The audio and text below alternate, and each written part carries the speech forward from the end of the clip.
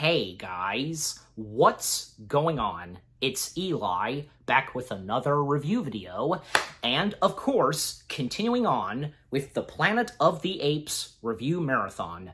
Now, after the second installment, was that it? Did it seem like that was it for the Planet of the Apes franchise? And because of what happened at the end of the second installment, Taylor, launching the nuclear bomb, pushing the button, and destroying / obliterating the planet itself, Earth. Like, what the heck? Like, that's how it's going to end and how the audience of 1970 felt? And golly, because what was going to happen next? Well, a year after Beneath came out, 20th Century Fox found a way to keep the franchise going and for it not to be dead. And so, a year after the second installment, we would get the third installment, which being Escape from the Planet of the Apes. Yes, Escape from the Planet of the Apes. 20th Century Fox, they for sure did it. They found a way to keep this franchise going and, for there to be more stories to tell, with movies and such, despite what happened at the end of the second installment.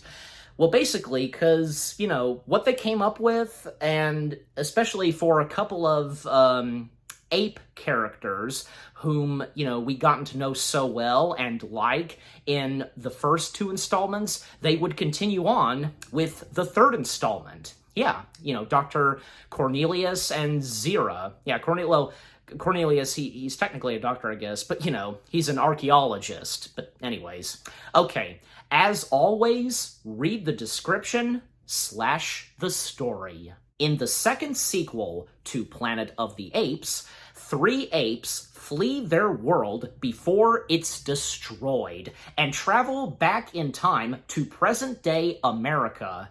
When the humans discover that the trio are intelligent and capable of speech, they treat them as experimental research animals until they attempt to escape. So, Escape itself. And the opening to the film, well, because like how Beneath opened, we get the first shot we see is a beach and an ocean, and we see out in the ocean a crashed shuttle, and choppers come in, and they retrieve the shuttle, bring it to shore. The Army, U.S., the U.S. Army, I should say, they show up, and because greeting them and welcoming them home. And, well, by taking off their space helmets, they are shocked to see 3 apes. And we, of course, get our opening credits and the music and score. And once again, the late legendary Jerry Goldsmith returning for this Planet of the Apes film. He didn't do the music and score for Beneath, but it's good to see that, he came back for this, and the music that he did for Escape, really good. Definitely really good. And I especially like this one piece of music that's, played during the credits, and it's played a couple of other times in the film, that's the best I can describe, but, I'm sure you guys have heard it, for those of you that seen this Planet of the Apes film, and appreciate, of course, Jerry Goldsmith music and score in the Planet of the Apes franchise. So, again, because they are shocked to see apes in spacesuits, and, well, they're brought in and put in a cage, and, well, because our 3 apes who survived, the destruction of Earth right before it blew up, we, of course, get the returning appearances of Zira, played by Kim Hunter, Cornelius, once again played by Roddy McDowall, because unlike Beneath, because he wasn't available and not able to participate being a part of Beneath, well, because for Escape, he, of course, was able to return as Cornelius. So, yeah. And also, along with them, this other ape named Milo, Dr. Milo, being played by Sal Minio, if I'm getting the last name right or wrong. Again, you know me sometimes. So they're brought in, and well, because the humans are shocked to see and just puzzled because, well, they brought a suitcase with them and their own clothes and for them to put them on, and they requested to have some oranges and for them to sit at a table in a cage they're in and to eat those oranges like regular folks, you know, at a table, and oranges on plates with a fork and knife. It's funny. And, you know, because of watching this and how the humans are reacting to how they eat. So, yeah. So, a little bit later on, they are transferred to the Los Angeles Zoo and put in their cage, and how once the humans step out of the room that they're in, well, they start to talk, because...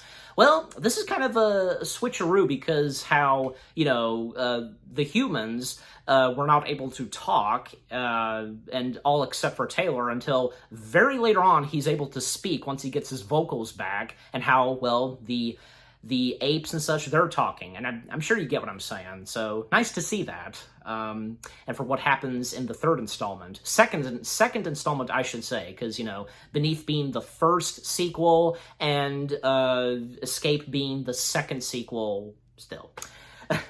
And at one point, two doctors, Dr. Lewis Dixon, played by Bradford Dillman, and Doctors...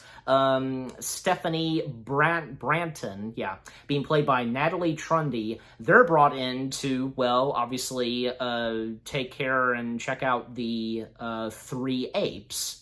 And, then they start to see how intelligent and smart they are, especially the female, Zira, and how, well, because at one point, Dr. Lewis and, Dr. Branton, they, I guess they, like, have them, like, they have them do, like, puzzles or something with, like, blocks and such, and Zira pointing out each of them and such, and at one point, they, like, dangle down a banana and such, and for her to reach it, and, like, Dr. Zira stacks a couple of blocks, I guess, and with a chair, and you think she's gonna reach for it, but no. And they're wondering, why did she not go for the banana?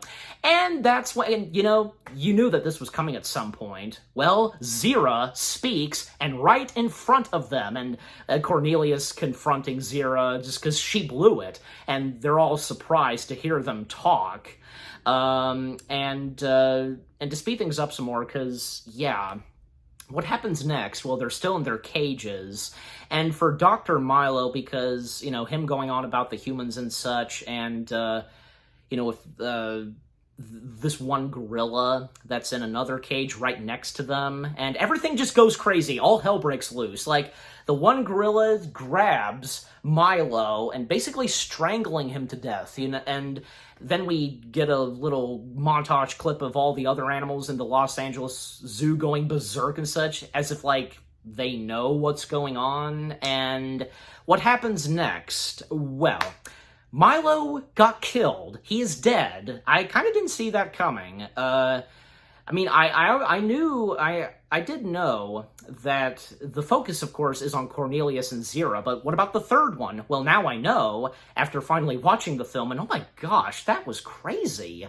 For him to be strangled by one of their kind, which being a gorilla, and yeah, again, that's it for Milo. He's done for. It's a shame. And, well, Zira and Cornelius, they are saddened by, of course, the loss of their friend. And not to mention, we find out a little bit later on that Dr. Milo was responsible for them going up into space and making it out just in time right before Earth was obliterated by Taylor, and, you know, for them time traveling. And we get more details and information how they ended up in present-day Earth/America later on. And so after the freak accident and unexpected, you know, death of Milo, because Dr. Lewis and Dr. Branton, they, you know, consult with Cornelius and Zira. I mean, yeah, because they're sorry for the loss of their friend.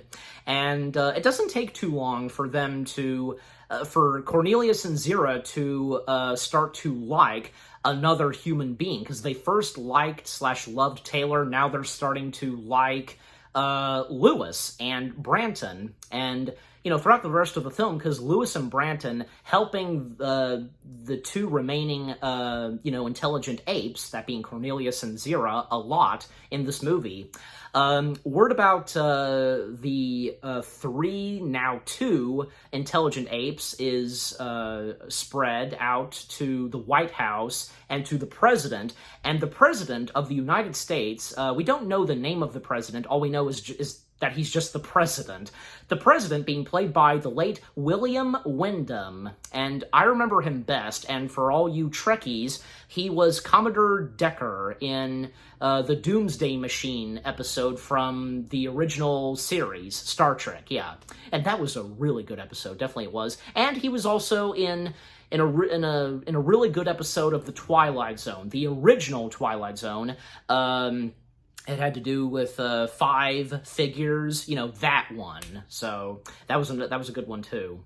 That he was in on television, that is. So so the president being informed by this, and he tells everybody else about these astronauts, which turned out to be apes, and how because they were transferred to a zoo, and only 2 remain because the other one accidentally getting killed. And then at one point we see that Cornelius and Zira, they're brought into court in a court session and such, and the chairman being played by the late John Randolph. And I would remember him best for playing Clark Griswold's father in Christmas Vacation. Yeah, that's him. So he plays the chairman, and court is in session, and wondering if these 2 intelligent apes can actually talk. And of course, sure enough, they do start to talk, and everybody in the court just shocked to hear this. And, they want to know where they came from and how they ended up here on Earth and such. And, telling them that, because where they came from and what they're like and such, and a mentioning of Taylor, because obviously Taylor being mentioned, and, wondering if the apes knew about Taylor, although they don't say a word until later on to the 2 doctors about Taylor after the court is finished. Mentioning, because what Zira and Cornelius do, because for Zira, and was mentioned earlier, she mentioned it to Dr. Lewis, that she's what was it again? Physiologist. I think I might be mispronouncing it, but you know what I'm saying. And, Dr.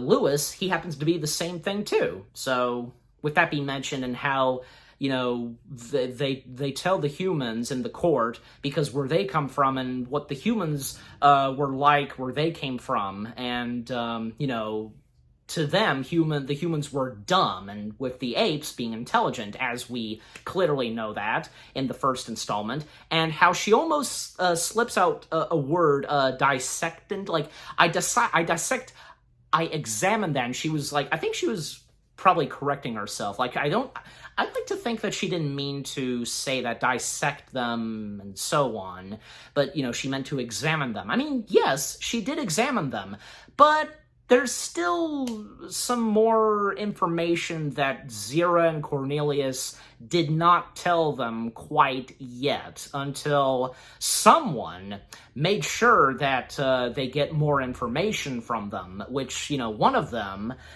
who turns out to be, the main antagonist, and oh my gosh, is he despicably evil in this, but until I mention him.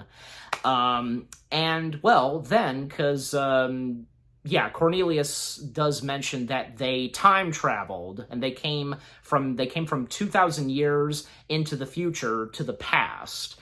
And a little bit later in court, because it doesn't take too long for, the people in court to, well, give them a standing ovation, and basically society accepts them, and everything seems to be going pretty well for both Zira and Cornelius. For now. Okay, now let's mention this one guy who, as I said, who is on to them, Zira and Cornelius, and wanting more information that they're not telling, and who I said also that, he's just despicably evil in this, clearly. And that being Dr. Otto Hazelin, I think I might be getting the last name right, I hope I am, being played by Eric Bradian. I might be getting that right too, I'm pretty sure. So Dr. Otto, because you don't suspect it at first, because he was there at the court, and yeah, and we find out a little bit later, because he wants more information. He wants more information from the apes. Even, I think, yeah, 2 times where, you know, we have 2 sequences where he has a conversation with the president, and the president, I think, yeah, because he's setting Otto straight about the apes and not to immediately suspect on these 2, and from what the president heard about these 2 apes, even though throughout the film he never met them in person, but, you know, the information that he had gotten about these 2 apes and what they're like, and everybody's experience being around Cornelius and Zira, he suspects that there's perfectly nothing wrong with them. Absolutely nothing wrong with them. They seem to be, you know, very kind and very, you know, nice and not what you would expect. And for the president, and yeah, just trying to set Otto straight. But clearly, because Otto, he's not having any of it. He really suspects something. And yeah, he's just like one of those villains, you know, and those kind of characters where they suspect something and they just, you know, they just really want to, you know, just make things worse and stuff, if you get what I'm saying. That's what I can clearly tell, what I can tell when I was watching the film. So as I said, things are looking really good for Cornelius and Zira for now, because, again, society immediately accepting them, and they become celebrities of their own, and, well, because a little montage of, you know, them out in public, and, they're taken out to shopping for clothes and such, and, checking the height and measurements of what to wear, and, the one tailor checking for Cornelius, like, wanting to check his foot size, and Cornelius is like, no, and, well, him stepping out of the clothing store with, like, a fancy suit and such, and Zira just laughing and giggling and such. That is sweet and funny at the same time. And Zira getting her first batch of clothing, and, yeah. And they have their own hotel room, a very nice hotel room, and, well, because everybody at their hotel room at one point having a party and such, and press are there. Yeah, just everybody is having a great time and loving these 2 apes. And that's good to see. And on the news, because, well, Zira and Cornelius will be attending some events, each of them, and one that I just clearly I have to mention, and I didn't see it coming, because for Cornelius, the news reporter reports that Cornelius will be attending Disneyland because of a new boat installed at the Jungle Cruise. Oh boy, could you imagine if they actually did that, if they actually showed that? I mean, later on, and because after, you know, Cornelius, he was watching that on TV, and, you know, he turned off the TV. It didn't take him too long to know how to work a TV. He steps in the bathroom and talk about, how about some privacy, Cornelius? But, well, I guess for Zira, she doesn't care. Zira, we see that, well, she's taking a bubble bath. That's funny. So, and what she describes to Cornelius, how the bubble bath feels, it's funny. So, yeah, the next day, and, well, we see them at a couple of events, and I wish we would have seen the one where Cornelius attended Disneyland because of a new boat being installed in Jungle Cruise. That would have been great. Could you imagine if they actually did that? Now, the thing is, because there were times back then where, actually, because I think there were maybe 1 or 2 films from Universal Pictures where they shot maybe 1 or 2 movies at Disneyland. It was one with Tony Curtis. If it's just that one, I can't remember. But yeah, because that's what popped in my head, and that's an example. Because yeah, a Universal Pictures film was shot in Disneyland with Tony Curtis, and if any of you know that movie that featured the late Tony Curtis, so it would have been nice. And if they were able to, if Escape from the Planet of the Apes were able to shoot at Disneyland, and if they were able to, if they even got permission or they didn't, if you get what I'm saying. But overall, I just thought I'd mention that because that would have been funny to see had it actually been on screen. And coming to Zira, because at, the events that she attends to,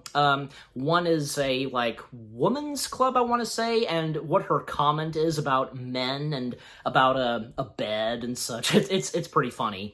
And then a little bit later, we see her at a museum and given a tour and with, seeing some dinosaur skeletons, and she kind of wanders off, and, well, she comes face to face with this, gorilla statue. Yeah, and you think that at first she is shocked by the sight of that, and, she even faints. Well, because when those attend to her, when she fainted, it wasn't the gorilla statue. In fact, she didn't faint at the sight of that gorilla statue. It's because the reason she passed out, she collapsed, is because she's pregnant. Okay, that came out of nowhere. I mean, well, clearly, because at some point, obviously, Cornelius and Zira, they mated, but still, And so back at the hotel room, well, because Dr. Otto's stepping in and, attending and helping Zira relax and settle down and sit down on a couch and, giving her a bottle of grape juice and such, which basically, and if you could even tell immediately what's going on, because he basically gets Zira drunk, and at one point he asks Zira, do you mind if I smoke? And, oh, no, that wouldn't be right, because of what's going on with you.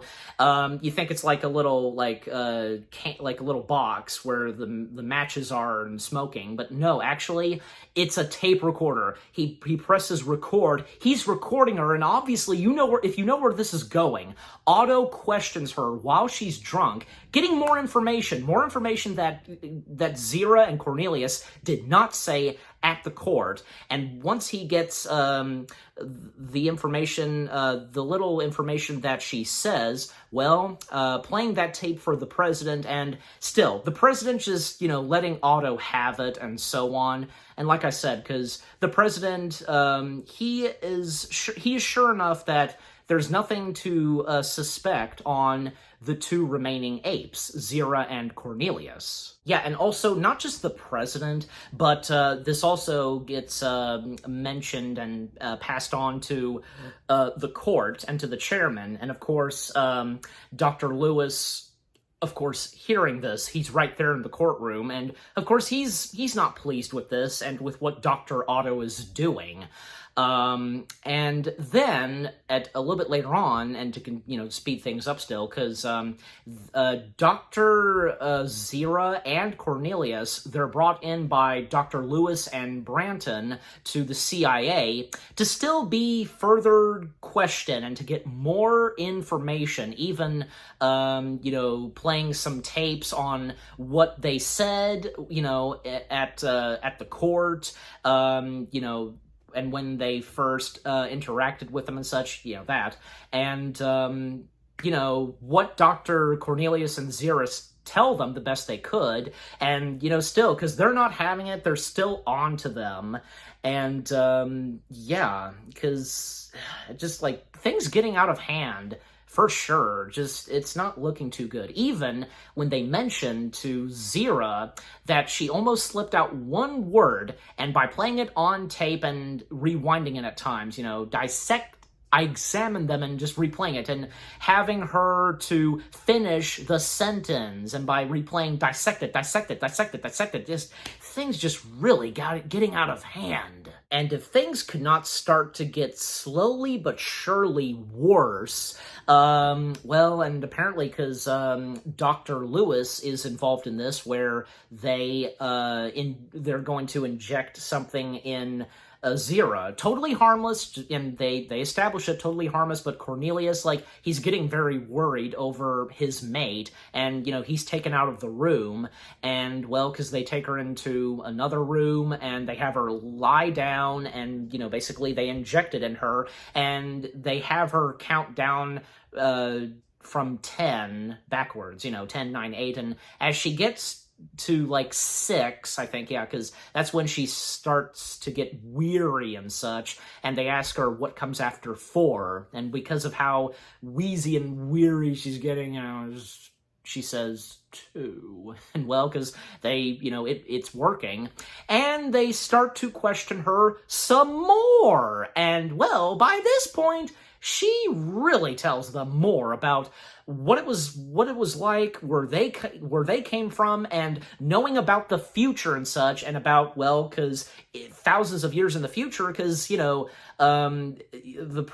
primates would start to talk and such, and ruling the planet and so on, and Dr. Zira telling them what the apes, gorillas, and orangutans did, and to the humans, like hunting for sport and experimenting them, whether dead or alive, even like, what they would do to their minds, like, even like we get some archival footage of the first Planet of the Apes film, and one where we see one of Taylor's fellow astronauts, what they did to his brain and such. Yeah, that being an example, of course, and what Zira, unconscious and such, and because of the injection, what she's telling them, and another mentioning of Taylor, and because they didn't mention it in court, and that's the thing, because I almost forgot to say this, because Cornelius and Zira, they do tell Dr. Lewis and Branton more about Taylor, because they were afraid to say so in court, and how further it would go, questioning about what they knew about Taylor, because, well, of course, they didn't lie on what they said about Taylor. They admired and liked Taylor. And the thing is, because he did not survive, he did not make it, and little did Zira and Cornelius knew that Taylor was responsible for the destruction of Earth because of what happened at the end of Beneath. Yeah, so of course they don't know that, and of course, the humans, they don't know that too, and what exactly happened to Taylor, and, what Zira said to them about Taylor, because, still being injected and such, with that injection and so on, being knocked out.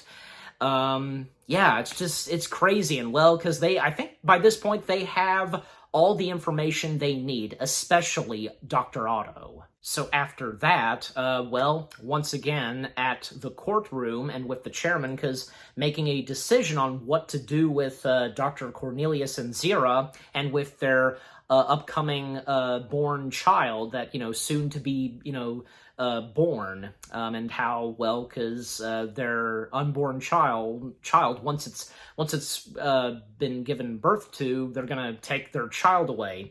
And Cornelius, because it's pretty cool, nice jump cut, because like the chairman smacking down the hammer, and by doing that, and then we cut to, right as he does it, then we cut to Cornelius pounding on a table. He's furious over what they did to Zira, being injected. And, well, she even tells Cornelius that they kind of did the same thing too, where they came from. And at one point, their orderly, because serving them and giving them their tray of food and such, offering and giving them their oranges and such, and assuring them that there's nothing bad about eating the oranges and so on. And out of nowhere, Cornelius just goes on a little rampage, just fleeing the tray off of, out of his hands, and accidentally, like, it's not like Cornelius did this intentionally. The orderly was killed by Cornelius. Not that Cornelius, intentionally did so.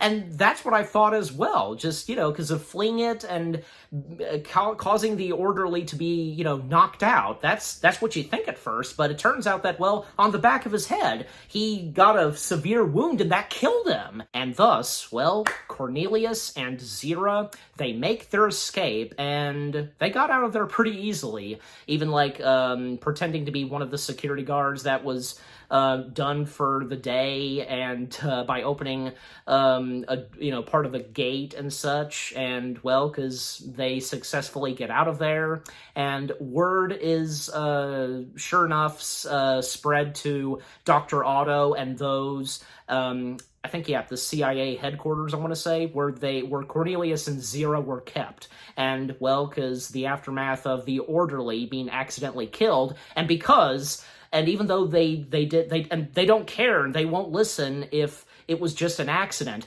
after Cornelius caused a murder, they're gonna be killed. Yeah, Cornelius and Zira. And Dr. Lewis and Branton, they do whatever it takes to help out Cornelius and Zira. Even, you know, because when they were hiding down a hill and such, and Cornelius happened to see Dr. Branton and catched up to her in her car and, you know, assuring her that he didn't do this on purpose, anything like that. And she believes him, but the others, they won't listen and they won't believe. All they want to do is just, well, have them be executed, Cornelius and Zira. And again, Branton, along with Lewis, helping them out.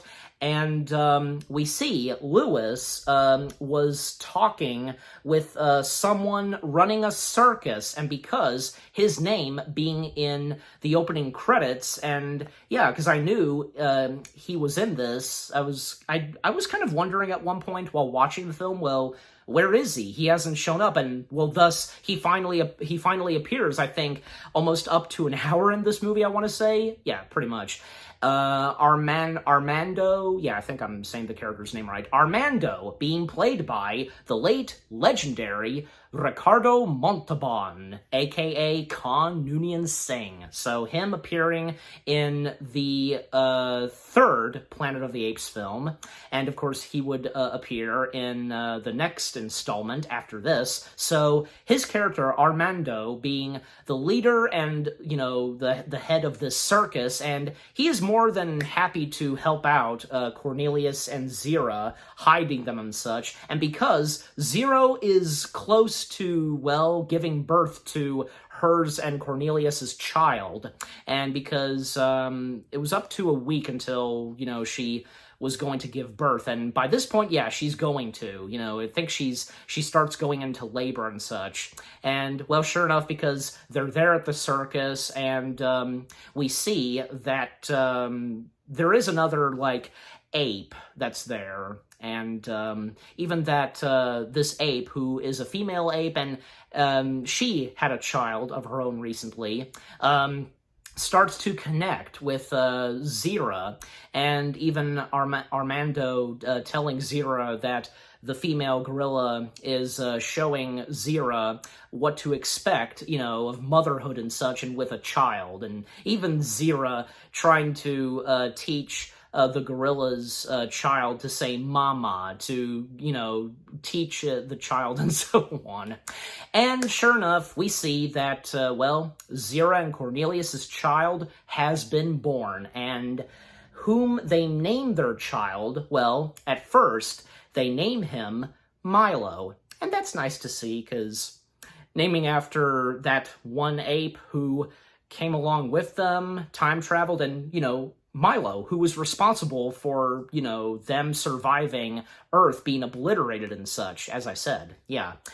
And it's very sweet and touching, and especially because with, you know, after Zira gave birth to their child, yeah, very touching. And of course, because they actually use a real baby chimpanzee as their child, of course. And so after that, because a little bit later, because, well, Cornelius and Zira, they have to continue on and not be caught, because what's going to happen next is an order has been put to check every zoo and circus to see if any zoo and circus has Cornelius and Zira, and thus they have to flee from Armando's circus. And, well, Zira and Cornelius, they thank Armando, and, yeah, Armando, because it's nice to see, because, you know, Ricardo Montalban playing a really good character in this, and how, you know, he very much was happy to help out Cornelius and Zira, and, you know, their now born child.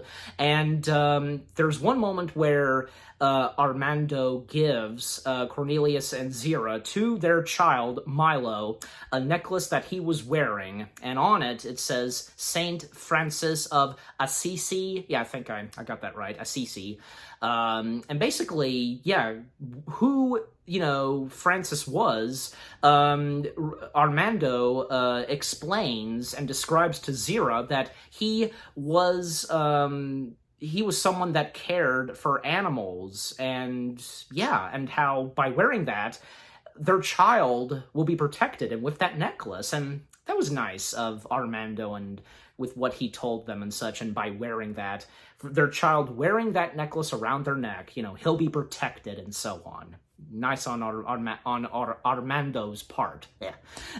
So after that, because, Cornelius and Zira, they proceed on, and, because Lewis and Branton helping them out one last time, how further they go, and, Cornelius asks Lewis to lend him the gun that Lewis was holding, because by any chance they are captured and caught, they would kill themselves. And, Lewis, as much as he hates doing it, he gives Cornelius the gun, and, they say their goodbyes to Lewis and Branton, and thus Cornelius and Zira continue on, trying to escape from whom is after them, and of course, most notably, being Otto. And coming back to Armando's circus, of course, the police are there, investigating it and seeing if Cornelius and Zira and their child are there, and of course they're not, and Armando just, trying to have a conversation with the policeman and talking about,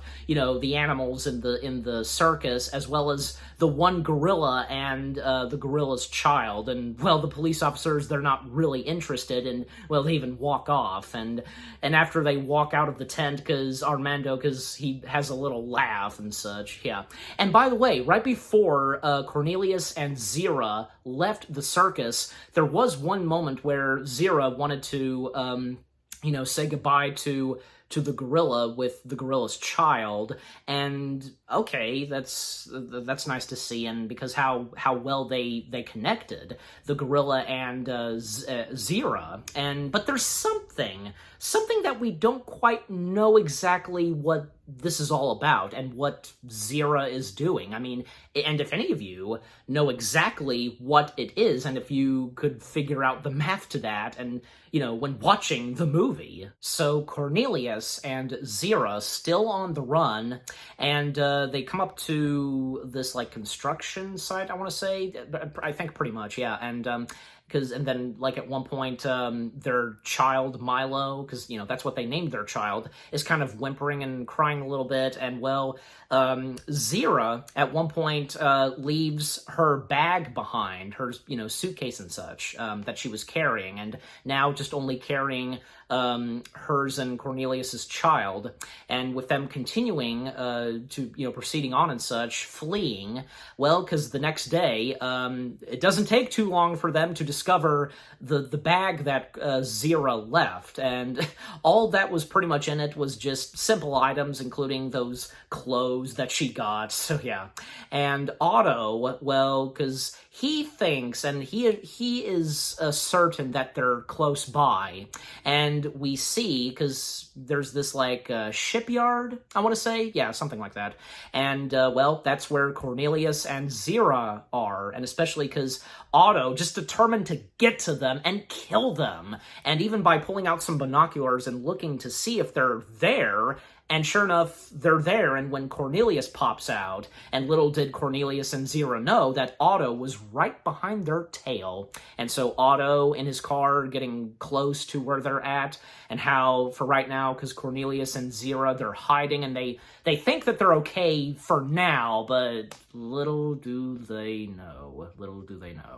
And Cornelius, exploring and roaming around the one ship they're on, and, Otto getting close to them, and, yeah, and Otto, and the suspense, you just know that something bad is gonna happen, and how there's no music for a couple of minutes, and also, Otto accidentally, because he opened a door and accidentally made a loud sound with it, and Zira heard it, she thought it was Cornelius, and, her checking to see if Cornelius was close by, and, because sure enough, she comes face to face with Dr. Otto, and he kind of congratulated her, because with the birth of their child, but, still, he's going to kill them and such, and take their baby away, but then Zira starts to run away and shout for Cornelius, and Cornelius, of course, hearing Zira, and not only does Otto show up, but other authorities are arriving, choppers and the army, as well as Dr. Lewis and Dr. Branton. And just when you think that, well, clearly something bad was going to happen, oh, something for sure does badly happen, because Otto, he shoots and murders Zira, as well as shooting the baby, their child. Or is it their child? That's the thing.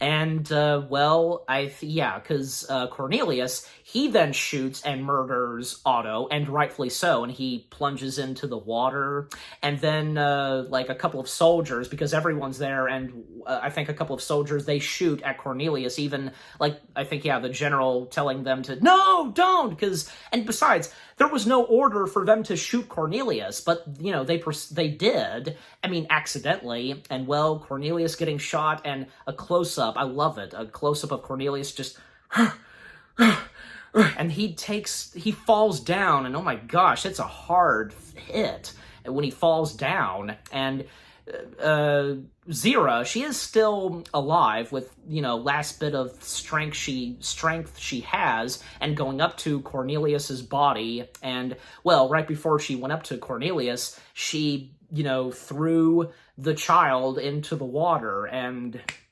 Dr. Branton and Lewis, they're devastated by this sight that they're seeing and how terrible they feel as to what just happened to Zira and Cornelius. And this was very sweet with how much love there was between Zira and Cornelius. Zira going up to Cornelius's body and, well, her dying. And that's very emotional and very, very sad, her dying alongside with Cornelius. That's very touching. And, well, it doesn't stop there. It does not stop there, because after that, and with that madness coming to an end, we come back to Armando's circus, because by this point, they're packing up, and in a cage, we see, well, a baby chimp.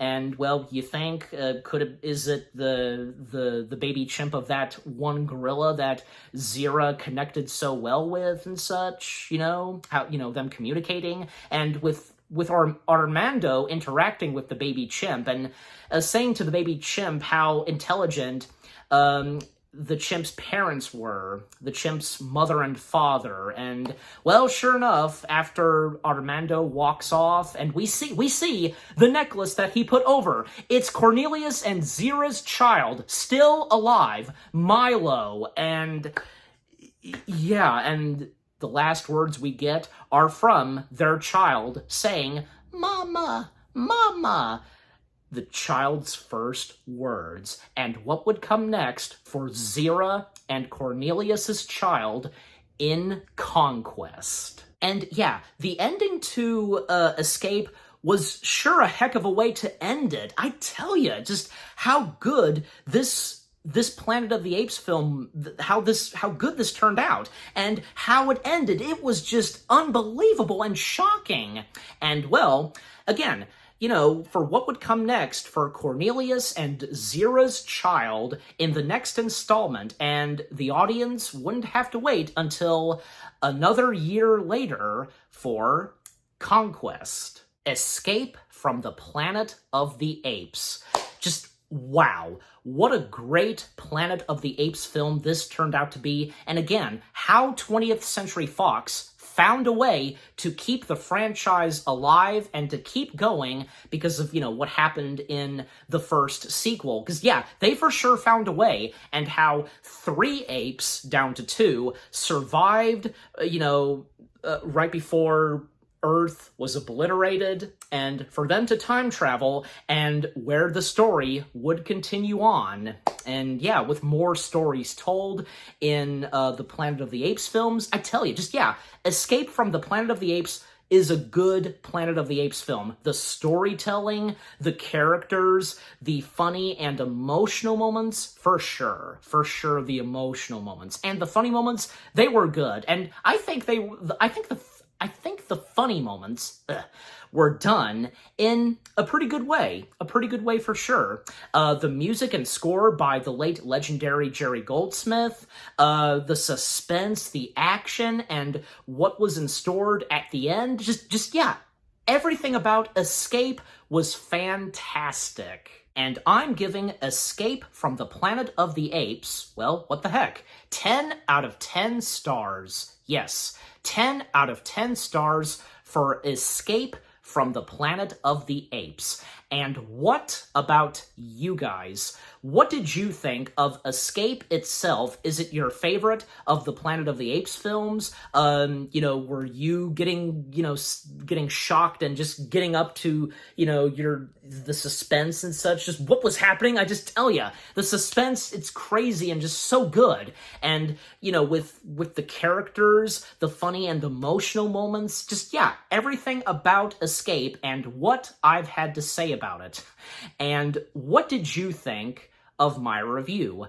Leave comments and give this review video a like as always. And so, with all that being said, thank you very much for watching.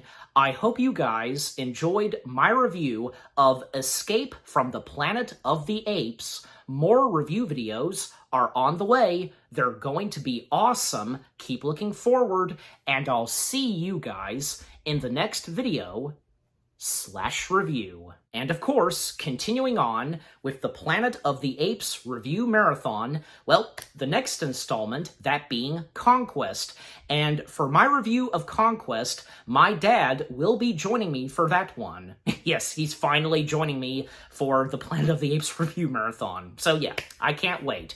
Stay tuned for that. Take care, and peace out.